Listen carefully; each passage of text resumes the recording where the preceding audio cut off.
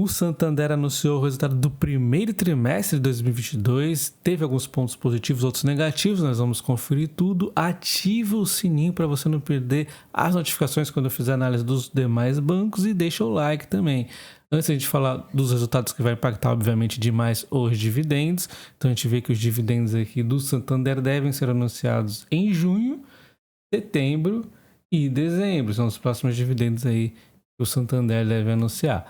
E o resultado do Santander teve um aumento aí de 1,3 em relação ao ano passado, no mesmo trimestre anterior, e um aumento de 3,2 em relação ao quarto trimestre de 2021. Então, o resultado foi mais ou menos em linha com o que o mercado esperava. Só que o resultado antes dos impostos teve uma queda de 13,7% em relação ao trimestre do ano anterior e 1,2% em relação ao trimestre passado. Então, teve algumas coisas negativas aqui, né? A gente vê que a margem financeira bruta teve um aumento de 3,8%, em compensação, né? O PDD um aumento de 45,9%, como eu disse que isso queria impactar no banco. A margem financeira líquida caiu 9,1% por conta disso, né? Então a gente vê aqui a receita de prestação de serviços aumentando 5,7%, que foi positivo aí, né? Já que é uma linha muito desafiadora para os bancos, a despesa aumentando abaixo da inflação, embora a despesa com o pessoal tenha aumentado um pouco acima, né? A gente vê então alguns indicadores aqui, como por exemplo as agências, eles fecharam bastante, né, em relação ao 4T, em relação ao 1T também, então eles seguem aí diminuindo as agências. Isso aqui é positivo para o longo prazo, não apenas para esse trimestre, então vai continuar trazendo efeitos benéficos aí ao longo prazo. Isso é positivo pra caramba. O índice de inadimplência segue aumentando, né? Então ele era 2,1 no primeiro terço de 2021, depois passou para 2,7 no fim do ano passado e agora está em 2,9. Ele segue aumentando, como havia dito, nessa aqui é uma linha de preocupação com o Santander, já que ele tem uma cobertura baixa. Então olha só, estava em 273 no 1T de 2021, foi para 220 e foi para 215. Então ele está aumentando essas provisões e não está aumentando a cobertura, só manteve em relação ao trimestre anterior. Então é um índice para ficar de olho ainda, né? As coberturas aí, esses PDDs ainda podem incomodar o banco. A gente vê aqui a carteira de crédito, ele aumentou 7,2%, extremamente positivo. Na pessoa física, né, aumentando 19%. Foi bem aqui no financiamento de consumo, 6%, pequenas e médias empresas 12%. O único problema aqui foi as grandes empresas diminuindo aí 10%. Carteira de crédito ampliada, então, aumentando 4,9%. A captação de clientes, 10,7%. Então, por enquanto aqui, o banco foi bem, mas a inadimplência vamos ficar de olho, né? A gente vê aqui, então, né, mais nítido, a inadimplência seguindo uma curva de aumentar, de pessoas físicas aqui já em 4%, também no geral aumentando aí com a inadimplência acima de 90 dias. Sua carteira de crédito, ela tem uma certa qualidade, mas ele não focou tanto assim, né? No AA, deu até uma reduzida aqui em relação ao trimestre anterior, uma aumentadinha aqui no DH. Vamos ficar atento aí na inadimplência do banco, né?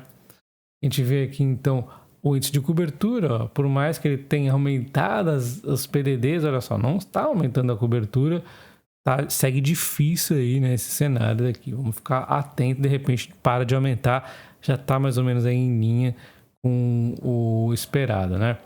A margem com os clientes aumentou 29,6%.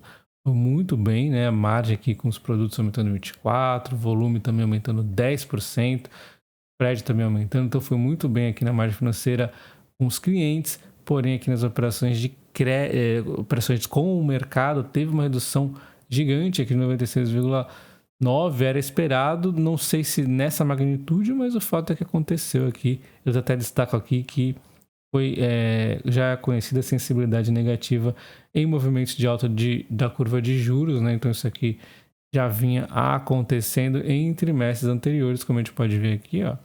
Então eu acho que aqui não tem muito o que falar, mas em relação aqui à carteira ele foi muito bem. A gente vê então aqui aumentando então a realização de prestação de serviços aqui nos cartões, que meio que salvou aqui a parte de serviços, né, deixando ele aumentar 5,7%. A gente vê a parte de despesas ele aumentou abaixo da inflação, né? Um ponto aí de atenção. A remuneração que aumentou acima da inflação, 20,8%. Então ficou acima da inflação aqui na remuneração. Aqui a gente vê a digitalização, o banco foi bem, né? Continua aumentando aqui os clientes ativos e os clientes ativos digitais aqui aumentando bastante de 18,3 para 19,5, continua indo bem, clientes vinculados também aumentando. Dando uma olhada na expansão do ecossistema, o Santander também vai muito bem, na plataforma Toro aumentando 227% no ano a ano, mais 90 mil contas nessa plataforma de investimento, então foi muito bem aqui.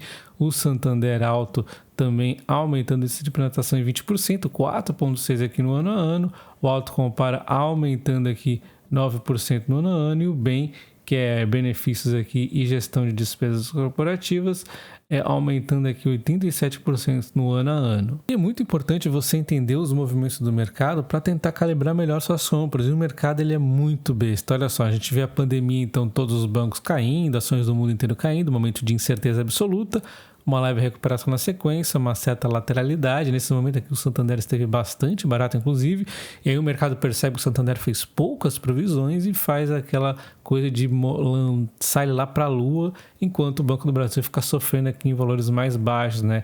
Mesmos tipos de movimentos, só que em valores muito menores, porque o mercado acha que o Banco do Brasil fez muitas provisões, que talvez ele vai ter problema, estranho, né? De fato, o mercado uma hora percebe que as provisões do Santander podem ter sido muito poucas e aí ele despenca, né? Até exageradamente, aí tem uma certa correção aqui, os dois se encontram mais ou menos aqui, enquanto o Banco do Brasil, né, que vinha baratíssimo, aí o mercado vê que ele não precisou usar essas provisões exageradas e aí ele sobe bastante, os dois agora mais ou menos em níveis próximos. É o que eu venho falando aí, né, de um tempo para cá, que os bancos, esses movimentos foi necessário para deixar os bancos em preços mais ou menos similares, né? Inclusive, eu acho que o mais barato aqui relativo a esses movimentos recentes é o Bradesco, tá? Mas assim, a gente vê que o Banco do Brasil ainda segue muito barato, né? Um banco estatal, afinal de contas, mas esse movimento aqui dele subindo bastante e o Santander caindo, foi um certo ajuste aí por conta dos PDDs que o mercado não fez os movimentos corretos. É muito natural acontecer esse tipo de coisa. Vê no último ano, então, o Santander caindo 11%, mesmo com esse leve ajuste aqui, enquanto o Banco do Brasil sobe 25,3%, né? Então, no resumo do resumo, né, o lucro foi mais ou menos em linha com o esperado, a margem financeira com os clientes foi muito positiva, mas os PDDs aí continuam atormentando o banco. Vamos ver como acontece nos próximos trimestres, né? Então deixa seu like aí e comenta o que você achou do resultado do Santander. Um abraço.